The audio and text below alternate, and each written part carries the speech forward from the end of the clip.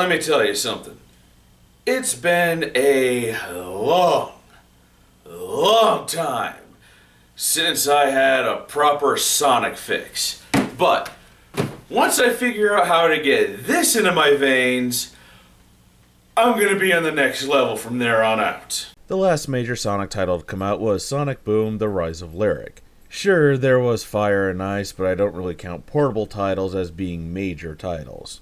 They're just kinda farted out to little fanfare. Sonic Mania was already getting praise from many places, probably because the name Christian Whitehead was being attached to the project. For those that may not know, he's the guy that ported Sonic 1, 2, and CD to Android and iOS. He wanted to pitch a new 2D Sonic game to Sega, so he made Studiopolis to show them and they liked it. However, it was demanded that 60% of the levels were old levels. I've bought this game a total of 3 times. Once for the PC, which I plan to be my only copy, but about 2 weeks before the game was to be released, the PC version got pushed back by an additional 2 weeks. Then I purchased the collector's edition for the Switch, but I didn't get any confirmation that the order was processed or even sent. So then I went ahead and bought the PlayStation 4 version, and then the collector's edition and my Switch arrived later that very day. The graphics are amazing. Everything is very detailed and has a 5th generation sprite look instead of a 4th generation one. I'm not going to use bits since those were mostly marketing terms back in the day, especially now when looking back on it, as pretty much everything today is 64-bit. PCs, the PS4, Xbox One. Although most cell phones are 32-bit and didn't recently change to 64 until 2015, I think. And 64-bit phones don't seem to be the norm yet, but they're getting there, but I could be wrong on that. I haven't followed phone news like I used to since I stopped working for a Verizon authorized dealer in 2010. But anyway, I love that the sprites look like they're from Sonic 2, which I think had the best looking Sonic sprite. Sonic 3 sprites looked way too goofy. The remix music for the classic stages is done very well. Chemical Plant and Falling Battery Zone have the best tracks in the game. Much like Sonic 3 and Knuckles, the characters control the same way. They run and jump, Tails can fly, and Knuckles can glide, climb, and crash through barriers, but he doesn't jump as high as Sonic or Tails. Sonic has a new ability called the Drop Dash. You press and hold jump in the air again to charge it, and Sonic takes off in a spin dash when he lands on the ground. You also get the Super Peel Out and Insta Shield, but those are only available in no save mode, which to me doesn't make sense. Maybe it'll be changed in a patch. Playing as Sonic and Tails is easier than it was back in the Genesis days. Playing as Sonic and Tails is easier than it was in the Genesis days, as you can hold up and press jump to airlift Sonic. I remember back when Sonic 3 came out and I was a kid and needing a second controller to control Tails to lift Sonic up. The stages are massive in size, vertically and horizontally. And they take cues from all the games from the Genesis era. The classics, which were mostly horizontal, while CD and Knuckles Chaotix were mostly vertical. They also seem to take cues from Sonic Advance 2 and 3 as well, where the stages are designed to keep you going as fast as you can with lots of springs, dash panels, slopes, and loops.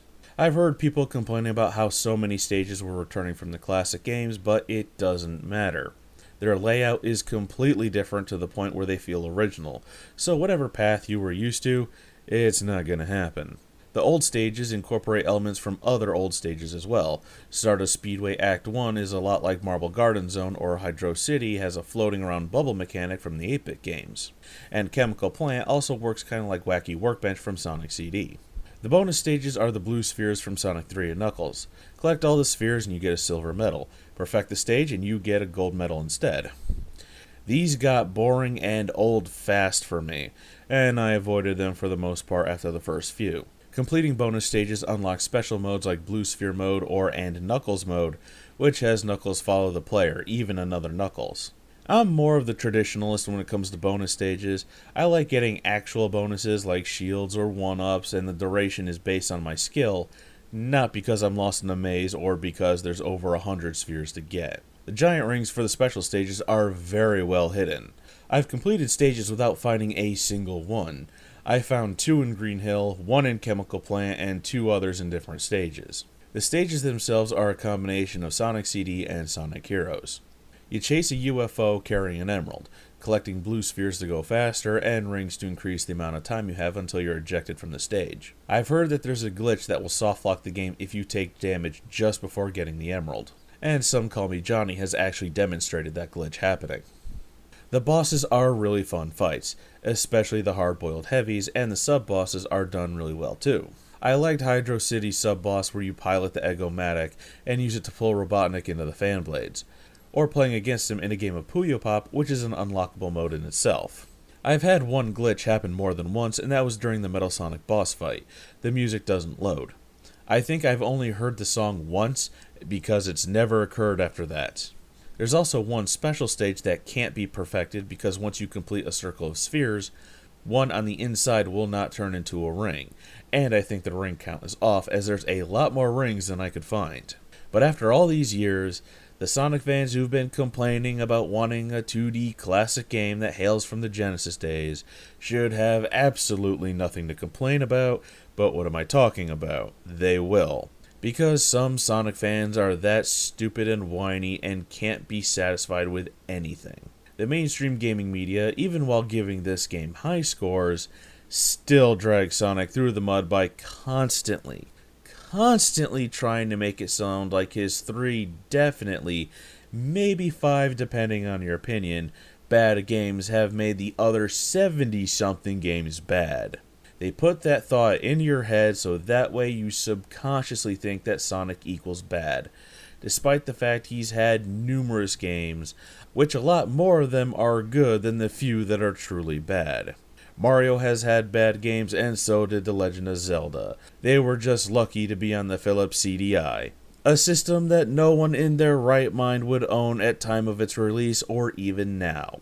So for everyone that's complained about Sonic, even though he's had many good games, this is the Sonic game you've been looking for, so sit down, shut up, and enjoy it.